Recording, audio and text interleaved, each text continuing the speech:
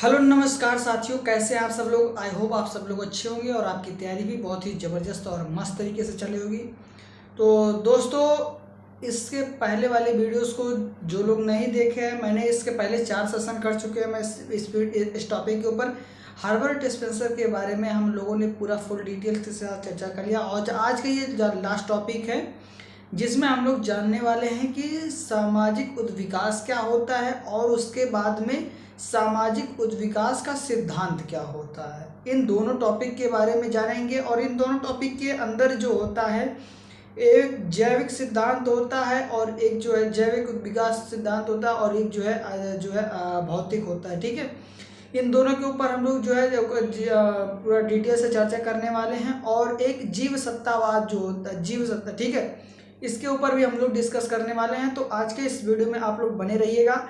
इससे पहले मेरी और 3 लेक्चर्स जो लोग नहीं देखे हैं तो जा करके उसको वॉच आउट कीजिए, ठीक है, जिसमें से हर्बल डिस्पेंसर के बारे में मैंने फुल डिटेल्स के साथ चर्चा किया है। ठीक, और भी अन्य थिंकर्स के बारे में मैंने ऑलरेडी वीडियो इस पर अपलोड कर दिया, तो जा करके उसको भी वॉच आउट कर सकते हैं। ठीक है, और आप बताइए कि हमारा वीडियो आप लोगों को कैसा लग रहा है, तो आप कमेंट बॉक्स में जरूर बताया कीजिए, क्योंकि आप लोग कमेंट नहीं करते हो, मैं देखता हूँ यार, शेयर नहीं करते हो। प्लीज़ यार, मेरे पास जून तक का टाइम है, मैं बता दे रहा हूँ आपको, जून तक का मेरे पास टाइम है। और यदि आप लोग हेल्प नहीं करोगे तो मेरा जो है मनोबल टूट जाएगा, जिससे मैं हताश हो सकता है। जिससे हताश हो जाऊंगा तो फिर मेरे पास कोई रास्ता नहीं है, केवल एक ही ऐसा रास्ता है जिसकी वजह से मैं आप लोगों को वीडियो बना करके अपलोड कर रहा हूँ। अब मेरी आप जो है सिचुएशन को आप समझ सकते हैं कि एक जो है छात्र जीवन कैसा होता है। ठीक है, तो आप लोग जरूर ज़्यादा से ज़्यादा लोगों तक शेयर कीजिएगा, ठीक है, सपोर्ट कीजिएगा। तो चलिए, आप लोगों को बिना देरी किए जो है आगे बढ़ते हैं और जानते हैं कि सामाजिक उद्विकास क्या होता है और सामाजिक उद्विकास का सिद्धांत क्या होता है। ठीक है, हर्बर्ट स्पेंसर के बारे में। इससे पहले आप लोग डार्विनवाद को जो है हम लोग ने पढ़ा, सामाजिक डार्विनवाद क्या होता है। उसके बाद में सावयववाद जो है क्या होता है। उसके बाद में मैंने जो है हर्बर्ट स्पेंसर के बारे में, जीवनी के बारे में बताया, उनकी मोस्ट इम्पोर्टेंट पुस्तकों के बारे में बताया। ठीक है, और अभी हाल ही में रिसेंट में मैं बता दूं कि जो पुस्तक याद करने का जो तरीका होता है, ठीक है, तो पुस्तक याद करने का जो तरीका होता है, मैंने कई सारी ट्रिक बताया फर्स्ट पेपर के लिए, सेकंड पेपर के लिए, तो आप लोग जाकर के वॉच आउट कर सकते हैं। और चैनल पसंद आए तो लाइक शेयर सब्सक्राइब जरूर कीजिएगा और अपने दोस्तों तक। तो सामाजिक उद्विकास क्या होता है मैं बता दूं आप लोगों को। सामाजिक उद्विकास जो होता है, अच्छा आप लोग समझे होंगे उद्विकास का मतलब क्या होता है। इससे पहले जो लोग वीडियोस नहीं देखे, यदि वो लोग देखे होंगे तो जा उनको पता होगा कि उद्विकास किसे कहते हैं। ठीक है, और चलिए, जो लोग नहीं जानते उनके लिए यह है, हर्बर्ट स्पेंसर एक समाजशास्त्री चिंतन में सामाजिक उद्विकास का वह सबसे महत्वपूर्ण आधार है जिसे उन्होंने संपूर्ण विश्व में एक प्रतिष्ठित समाज विज्ञानी बना दिया। यानी सामाजिक उद्विकास एक ऐसा जो है उनका जो है अवधारणा थी जिसे उन्हें एक प्रतिष्ठित और जो है समाज विज्ञानी बना दिया समाज ने। ठीक है, और अपने अधिकांश चिंतन में हर्बर्ट स्पेंसर यह सिद्ध करना चाहते हैं कि सभी सामाजिक संरचनाओं और सामाजिक संस्थाओं में होने वाला परिवर्तन, सामाजिक संरचना और सामाजिक संस्थाओं में होने वाला परिवर्तन उद्विकास के रूप में होता है।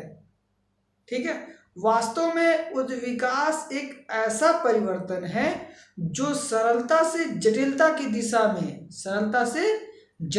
दिशा में जो है उस प्रकार होता है जिस तरह आयु बढ़ने के साथ जीव रचना में होने वाला परिवर्तन सरलता से जटिलता की दिशा में होता है। उसी को हम क्या कहते हैं, उद्विकास कहते हैं, यानी सामाजिक उद्विकास कहते हैं। अब आप बता दीजिए कि भाई हमने जो है डार्विनवाद को पढ़ा है, ठीक है, तो डार्विन ने क्या बताया, डार्विन ने पूरा फोकस, डार्विन का क्या फोकस है, जीव रचना के ऊपर, और इनका क्या है, इनका जो है समाज का है। यानी वो कहते हैं, डार्विन कहते हैं कि जिस तरह से जो है एक भ्रूण बढ़ता है और धीरे धीरे उसकी शाखाएं निकलती है, वो पौधे के रूप में परिवर्तन होता है और एक बढ़िया विशाल पौधा बन जाता है, ठीक उसी तरह से समाज भी एक ऐसा छोटा सा टुकड़ा है और जिसे धीरे धीरे क्या होता है, एक विशाल रूप बन जाता है। ठीक है, और धीरे धीरे वो क्या होता है, उसमें परिवर्तन होने लगता है। ठीक है, और जिस तरह से एक छोटा सा भ्रूण धीरे धीरे उसमें जटिलताएं आने लगती है, जब वह पौधा के रूप में परिवर्तन होता है तो उसमें जटिलताएं आने लगती है। उसी प्रकार से समाज भी जब छोटे आकार में होता है तो उसमें समानताएं बहुत ज़्यादा देखने को मिलती है, लेकिन जैसे जैसे वो जो है बड़ा होता है उसमें भिन्नता देखने को मिलती है। ठीक है, ठीक है, इतना समझ में है। अब चलिए फिर क्या कहते हैं कि जो है हर्बर्ट स्पेंसर ने उद्विकास को संपूर्ण जगत में व्याप्त एक सार्वभौमिक प्रक्रिया के रूप में स्वीकार किया है।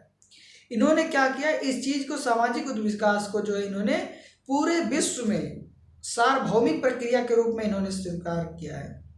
और उन्होंने अपनी पुस्तक प्रथम सिद्धांत यानी फर्स्ट प्रिंसिपल में लिखा है कि उद्विकास संपूर्ण ब्रह्मांड में विद्यमान एक ऐसी प्रक्रिया है जो सामाजिक और सांस्कृतिक जीवन में क्रियाशील रहने के साथ ही सावयवी और निर्जीव जगत में चलती रहती है। ठीक है, यानी सजीव जगत में और निर्जीव जगत में ये दोनों में चलती रहती है सामाजिक उद्विकास। अभी मैं आप लोग को इसका उदाहरण दूंगा तो उससे आपको स्पष्ट हो जाएगा कि ये सजीव और निर्जीव दोनों प्रक्रियाओं में ये चलती रहती है सामाजिक उद्विकास। ठीक है, इस दृष्टिकोण से स्पेंसर ने सामाजिक उद्विकास को समझने से पहले जो है उन्होंने उनके द्वारा प्रस्तुत एक जो है एक भौतिक उद्विकास और दूसरा क्या जैविक उद्विकास, इन्होंने दो प्रकार के जो है उद्विकास को बताया। ठीक है, यानी फिजिकल और बायोलॉजिकल। ठीक है, फिजिकल इवोल्यूशन और उसके बाद बायोलॉजिकल इवोल्यूशन, यानी दो प्रकार के। यानी जब आप सामाजिक उद्विकास को समझना चाहते हैं तो इन दोनों को आपको समझना बहुत ही जरूरी हो जाता है। पहला क्या, फिजिकल इवोल्यूशन और उसके बाद में बायोलॉजिकल इवोल्यूशन। ठीक है, फिजिकल इवोल्यूशन क्या होता है, चलिए आइए हम लोग देखते हैं। तो फिजिकल इवोल्यूशन को जो है इन्होंने 3 भागों में बांटा। कितने, 3 भागों में। तो पहला क्या है, शक्ति के अस्थायित्व का नियम। शक्ति के अस्थायित्व का नियम, यानी कि इसमें क्या कहते हैं कि इस नियम के द्वारा हर्बर्ट स्पेंसर ने जो है स्पष्ट किया कि जगत के प्रत्येक पदार्थ में एक शक्ति निहित होती है, एक शक्ति होती है जो कभी समाप्त नहीं होती, और यही शक्ति सभी पदार्थ में होने वाले परिवर्तन का वास्तविक कारण है।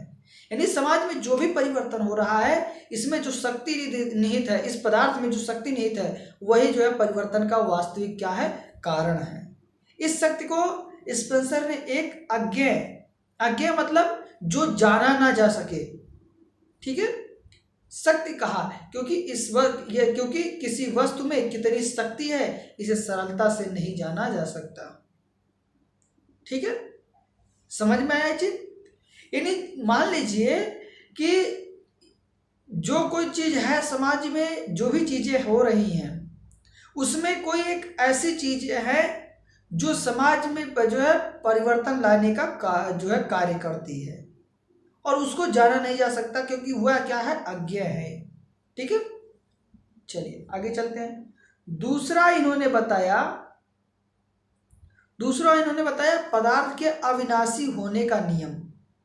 अविनाशी, जिसका नाश ना हो सके, जिसका खात्मा ना हो सके, जो नष्ट ना हो सके, जो समाप्त ना हो सके, उसका नियम इन्होंने बताया, पदार्थ के अविनाशी होने का नियम।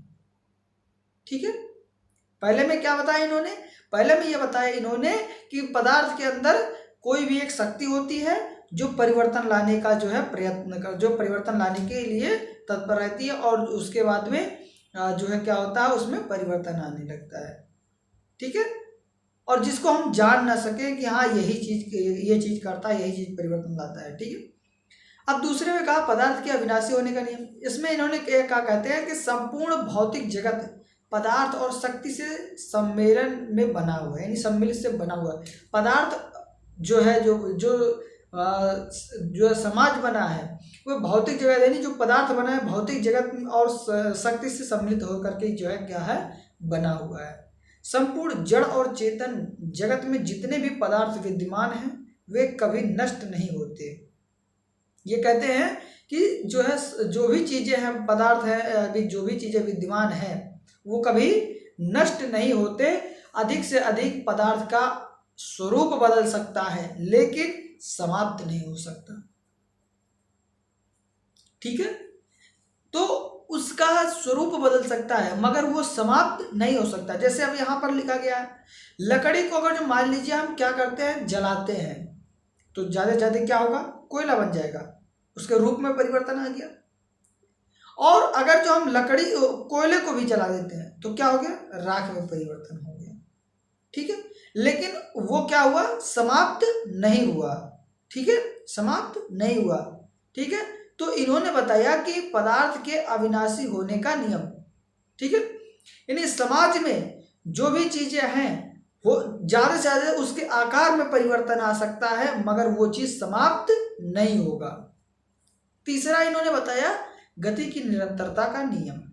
तो गति की निरंतरता के नियम में इन्होंने बताया कि शक्ति की एक प्रमुख विशेषता यह है कि वह सदैव गतिमान होती है, और यदि गति अथवा ऊर्जा के रूप में परिवर्तन हो सकता है, लेकिन यह पद्धति में सदैव बनी रहती है।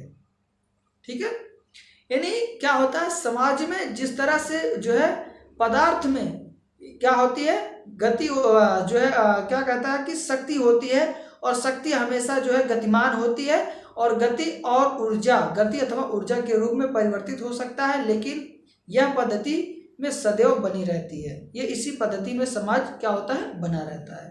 ठीक है, चलिए आगे चलते हैं। अभी तक ले हम लोग जाना बायोलॉजिकल जो है इवोल्यूशन। अब हम जानते हैं कि जो है फिजिकल एवोल्यूशन जाने, और अब हम जानेंगे बायोलॉजिकल इवोल्यूशन, यानी जैविक उद्विकास का नियम, यानी दूसरे नियम के ऊपर। तो ये कहते हैं कि स्पेंसर द्वारा प्रस्तुत सामाजिक उद्विकास का सिद्धांत भौतिक उद्विकास तथा जैविक उद्विकास के नियम पर आधारित है। यानी जो भौतिक उद्विकास तथा जैविक उद्विकास है, जैविक उद्विकास के नियम पर क्या है, आधारित है। ठीक है, नियमों को समझना भी आवश्यक है जो जैविकीय अथवा प्राणी शास्त्रीय उद्विकास से संबंधित है। साधारणतः प्राणी शास्त्रीय उद्विकास के जनक के रूप में डार्विन को मान्यता दी जाती है। ठीक है, जो प्राणी शास्त्रीय उद्विकास है उसको जो है किसको मान्यता दी जाती है, उसके जनक के रूप में जो है डार्विन को दी जाती है। ठीक है, और डार्विन की पुस्तक origin of species most important जो है किताब है। डार्विन का जो सिद्धांत है ओरिजिन ऑफ स्पीसीज जो है बहुत इंपॉर्टेंट। ठीक है, अब देखिए, प्रकाशित होने से पहले ही अपने कुछ लेखों में उन मान्यताओं को स्पष्ट किया था जिनका डार्विन द्वारा उपयोग किया गया। इस विवाद में ना पढ़कर यह समझना जरूरी है कि स्पेंसर ने प्राणी शास्त्रीय उद्विकास को स्पष्ट करने के लिए जिन नियमों को सबसे अधिक महत्व दिया उसे योग्यतम का अतिजीवन जो है कहा जाता है, यानी सर्वाइवल ऑफ द फिटेस्ट। ठीक है, यानी ये क्या कहते हैं, इससे पहले मैंने आप लोगों को बताया था कि जो है उसमें उदाहरण दिया था। अब ये हर्बर्ट स्पेंसर साहब जो थे, एक कहानी है, तो वो जो है अपने माता पिता के 9वें संतान थे। कितने? 9वें संतान थे। तो उन्होंने कहा, और उनके जो भाई थे या फिर जो भी बहन थी, तो वो किसी न किसी कारण से उनका डेथ हो जाया करता था। किसी को जो है मलेरिया हो गया, किसी को और तमाम प्रकार की बीमारियां हो गई, तो इस वजह से जो है उनका जो है नष्ट होते जाए, डेथ होता चला गया उन लोगों। तो इसमें से हर्बर्ट स्पेंसर साहब थे, तो इन्होंने कहा कि इस समाज में वही जो है जीवित रह सकता है जो अपने आप को फिट रखता है। ठीक है, वही सरवाइव कर पाता है जो अपने आप को फिट रहता है, यानी योग्यतम का अतिजीवन, यानी सर्वाइवल ऑफ द फिटेस्ट, यानी जो अपने आप को समाज के रूप में, समाज के प्रकृति के रूप में फिट रखेगा वही जो है सरवाइव कर पाएगा, अन्यथा जो है उसका डेथ हो जाएगा। तो उसी प्रकार से इनको समाज को भी बताते हैं, कहते हैं कि जो समाज अपने आप को समय के अनुकूल फिट नहीं रखेगा वो एक दिन नष्ट हो जाएगा, वो समाज एक दिन नष्ट हो जाएगा। समझ में आया? ठीक है, अब देखिए, अब अच्छा एक उदाहरण लीजिए। उदाहरण अगर जो हम देखें तो उदाहरण में अभी हम आप लोगों को स्पष्ट भी कर देंगे। जैसे कि मैं आप लोग बता दूं कि जैसे मान लीजिए मेसोपोटामिया यानी हड़प्पा सभ्यता और जो है ये सब जो सभ्यताएं थी, ये क्या कि अपने आप को सरवाइव नहीं कर पाई, धीरे धीरे क्या हुआ, उनका जो है खात्मा होता चला गया। ठीक है, वो सभ्यता लुप्त हो गई। ठीक है, तो इन्होंने कहा कि जो समाज अपने आप को समय के अनुसार प्रकृति के अनुसार नहीं ढाला वो क्या हो एक दिन लुप्त हो जाएगा। इसीलिए इन्होंने बताया कि सर्वाइवल ऑफ द फिटेस्ट यानी योग्यतम का अतिजीवन। डार्विन ने अपने प्राणियों और उनके अवशेषों का अध्ययन करके अस्तित्व के लिए संघर्ष यानी स्ट्रगल ऑफ एग्जिस्टेंस के नियम को इन्होंने क्या किया, प्रस्तुत किया। इसके अनुसार सभी प्राणी प्रकृति और अपनी भौतिक दशाओं से अनुकूलन करने के लिए हमेशा संघर्ष करते हैं। यानी जो समाज, जो व्यक्ति जीवित रहने के लिए संघर्ष करता है वही प्राणी जीवित रहता है। इस संघर्ष में जो प्राणी जीवित रहते हैं वही जीवित रहते हैं, जो प्राणी जीत जाते हैं वही जीवित रहते हैं तथा शेष प्राणी नष्ट हो जाते हैं। यानी जो प्राणी संघर्ष करके क्या करता है, जीत जाता है, वही क्या करता है, वही समाज में जीवित रहता है। अन्यथा जो प्राणी संघर्ष नहीं करते हैं वे नष्ट हो जाते हैं। अब कह दीजिए भाई साहब आप सोए हैं और आप कहते हैं कि नहीं हमको जो है अभी भोजन मिल जाएगा, हम खा लेंगे, कोई बना के दे देगा। सोए रहो भैया, इसे कुछ ना हुए, क्यों खाना दे वाला ना हुआ, ठीक बा। तो बात ये होती है। तो इन्होंने कहा कि जो व्यक्ति संघर्ष करके जो है अपने आप को फिट रखेगा, जो व्यक्ति संघर्ष करेगा वही प्राणी जीवित रह सकता है और शेष प्राणी क्या हो जाएंगे, नष्ट हो जाएंगे। यही वह नियम है जिसकी सहायता से प्राणियों की उत्पत्ति, विकास और विनाश को समझा जा सकता है। ठीक है। अब स्पेंसर महोदय कहते हैं कि अस्तित्व के लिए संघर्ष की जगह योग्यतम का अतिजीवन अथवा योग्यतम की उत्तरजीविता, सर्वाइवल ऑफ द फिटेस्ट, तथा प्राकृतिक चयन की प्रक्रिया, प्रोसेस ऑफ नेचुरल जो है सिलेक्शन जैसे शब्दों का उपयोग किया।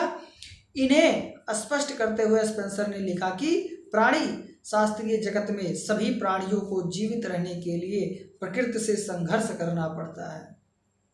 क्या करना पड़ता है, प्रकृति से संघर्ष करना पड़ता है। क्योंकि प्रकृति से भाई अगर जो प्रकृति, जैसे डायनासोर को ले लीजिए, उसने संघर्ष नहीं कर पाया प्रकृति से और धीरे धीरे क्या हुआ, वह अनुकूल नहीं हो पाया, धीरे धीरे नष्ट हो गया।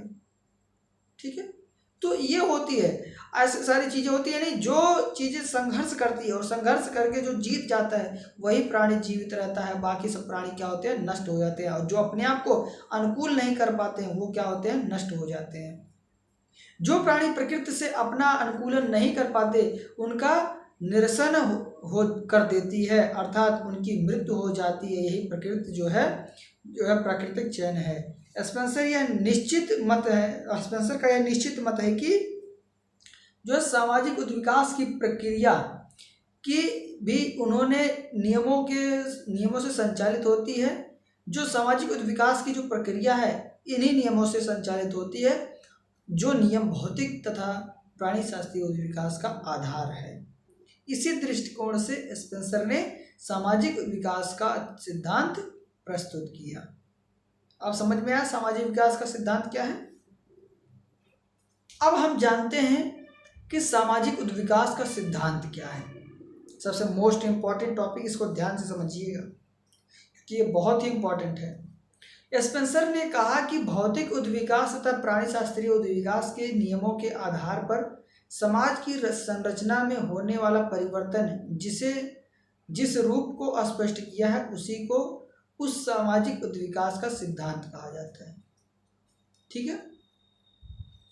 इन्हीं स्पेंसर कहते हैं कि भौतिक उद्विकास तथा प्राणी शास्त्रीय उद्विकास के नियमों के आधार पर जो है समाज की संरचना में होने वाले परिवर्तन को जो है क्या किया, स्पष्ट किया और उसी को सामाजिक उद्विकास का सिद्धांत कहा जाता है। ठीक है, समझ में है। उन्होंने स्पष्ट किया कि जिस तरह भौतिक उद्विकास का सिद्धांत भौतिक उद्विकास की दशा में पदार्थ के अंदर विद्यमान शक्ति और गति स्रोत स्पष्ट नहीं होते, उसी तरह सामाजिक संरचना का निर्माण करने वाले तत्वों में भी कुछ परिवर्तन होता है, लेकिन उनका संतुलन जो है और निरंतरता समाप्त नहीं होती। डार्विन की कुछ मान्यताओं को स्वीकार करते हुए स्पेंसर ने लिखा कि समाज के अनुकूलन करने की प्रक्रिया में भिन्नता आने से ही सामाजिक संरचना में परिवर्तन होने लगता है तथा यही परिवर्तन बड़ी सीमा तक जो है क्या करता है, बड़ी सीमा तक जो है प्राणी शास्त्रीय उद्विकास के जो है समान होता है। इसी भौतिक और प्राणी शास्त्रीय उद्विकास के आधार पर स्पेंसर ने दो प्रमुख नियमों का क्या किया, प्रतिपादन किया और करके सामाजिक उद्विकास की प्रकृति को स्पष्ट किया और सरलता से जटिलता के नियम तथा दूसरे नियम योग्यता का अतजीवन का कहा जाता है। इन्हीं के आधार पर स्पेंसर ने सामाजिक उद्विकास के सिद्धांत को समझा सकता। ठीक है, आइए अब हम जानते हैं सरलता से जटिलता का नियम। ठीक है, तो सरलता से जटिलता का नियम जो इन्होंने बताया, स्पेंसर ने स्पष्ट किया कि आरंभिक युग में समाज की संरचना आज से बहुत भिन्न थी। अत्यंत प्राचीन काल की अगर जो हम बात करें तो सामाजिक आदिम दशा में था। समाज जो था वह किस दशा में, आदिम दशा में था, जिसमें लोग खाने योग्य पदार्थ की तलाश में इधर उधर घूमते रहते, यानी घुमक्कड़ू टाइप में रहते थे और रहने के लिए जो है गुफाओं में रहते थे और शरीर को ढकने के लिए पत्तों को जो है या फिर जो है जानवरों के शरीर से जो छाल निकलती थी, ठीक है, उसका उपयोग किया करते थे। ठीक है, और संपूर्ण समाज सरल और संगठित था। लोगों के जीवन को एक दूसरे से जोड़ने वाले कोई नियम नहीं थे। यानी अगर जो हम आरंभिक समय की बात करें तो उस समय जो है जो समाज का जो संरचना था वह बहुत भिन्न था। ठीक है, अगर जो अब की तुलना में और सब पहले की तुलना में आरंभिक युग की बात की जाए, उस समय क्या होता, आदि मानव रहते थे। तो आदि मानव कैसे रहते थे कि जो है खाने के लिए जो है जानवरों का कच्चा मांस और जो है अन्य सारी चीज़ें हुई। ठीक है, और धीरे धीरे क्या हुआ, उनके अंदर परिवर्तन हुआ तो वो जो है बीज को बोने लगे। धीरे धीरे उनके अंदर जो है एक जगह एकत्रित होकर के रहने की जो है आया जो है समय, तो उन्होंने जो है क्या किया, एक जगह रहने लगे रुक करके, और उसके बाद में धीरे धीरे जो है क्या हुआ, एक धीरे धीरे जो है समुदाय बना और एक समुदाय से जो है क्या बना, एक जो है सोसाइटी बनी और एक सोसाइटी से क्या बना, एक समाज बन गया और एक समाज से विशाल समाज बन गया। ठीक है, तो इस तरह से जो है इनमें परिवर्तन आया। अब आगे चलते हैं, आगे कहते हैं कि जो है संपूर्ण समाज बहुत सरल और संगठित था। लोगों के जीवन को एक दूसरे से जोड़ने वाले कोई नियम नहीं थे। ठीक है, कोई नियम नहीं थे। व्यक्तियों के बीच विभिन्नता का पूरी तरह अभाव था। यह निश्चित और असंबद्ध समानता की दशा में थी। तब से लेकर आज तक अनेक स्तरों से गुजरते हुए एक जटिल समाज के रूप में बदल सका। यानी तमाम स्तर है, धीरे धीरे क्या हुआ जो है उनमें परिवर्तन आया जो है। उसके बाद में लोहे का जो है और हथियार बनाने लगे, उसके बाद में जो है और तमाम तरीके आविष्कार होने लगे। तो धीरे धीरे क्या हुआ, उनके अंदर परिवर्तन, और आज जो है इस तरह का समाज आपको देखने को मिल रहा है। ठीक है,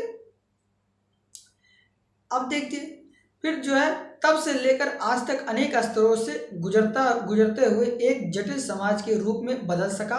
समाज का उद्विकास किन अवस्थाओं से गुजरकर हुआ, इसे स्पष्ट करने के लिए स्पेंसर ने समाज के विभिन्न स्तरों का उल्लेख किया।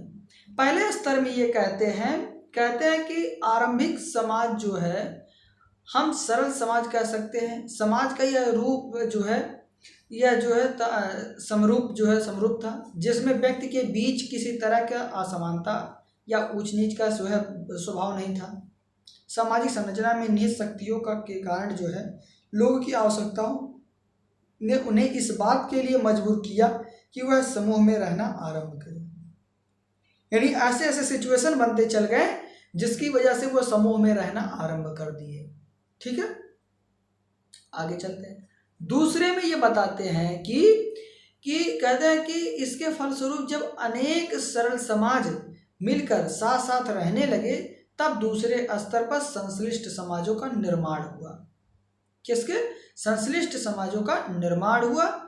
उसके बाद में यह समाज का वह रूप था जिसका निर्माण अनेक परिवारों और समूहों के संगठन से हुआ था। ठीक है, तथा एक केंद्रीय शक्ति के द्वारा उनके व्यवहारों को नियंत्रित किया जाने लगा। कुछ समय तक संश्लिष्ट जो है समाजों का अस्तित्व बने रहने के बाद उनके अंदर चलने वाले उद्विकासीय जो है भी को प्रभाव से सामाजिक संरचना में पुनः परिवर्तन होना आरंभ हो गया।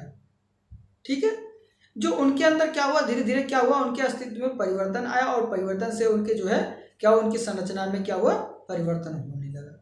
तीसरा ये बताते हैं कहते हैं कि जब अनेक संश्लिष्ट समाज मिलकर एक बड़े समाज यानी एक बड़े दल का जो है रूप संगठित होने लगे, तब उनकी जटिलता में और अधिक वृद्धि होने लगी।